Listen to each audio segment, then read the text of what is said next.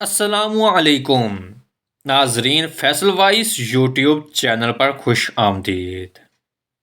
ناظرین، حضرت عائشہ صدیقہ رضی اللہ تعالی عنہ نے بیان فرمایا کہ میرے پاس ایک عورت اپنی 2 بیٹیوں کو لے کر بھیک مانگنے کے لیے آئی، تو ایک کھجور کے سوا اس نے میرے پاس کچھ نہیں پایا۔ وہی ایک کھجور میں نے اس کو دے دی، تو اس نے اس کھجور کو اپنی دونوں بیٹیوں کے درمیان تقسیم کر دیا اور خود نہیں کھایا اور چلی گئی۔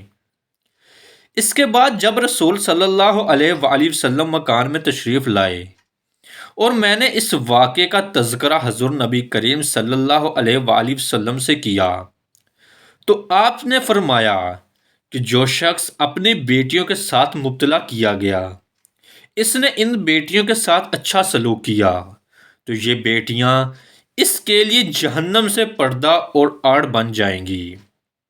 ناظرین، ہماری ویڈیو آپ کو کیسی لگی؟ لائک اور کمنٹ کر کے ضرور بتائیے گا۔ ملتے ہیں اپنی اگلی نئی ویڈیو میں، تب تک اپنا بہت سارا خیال رکھیے گا۔ اللہ حافظ۔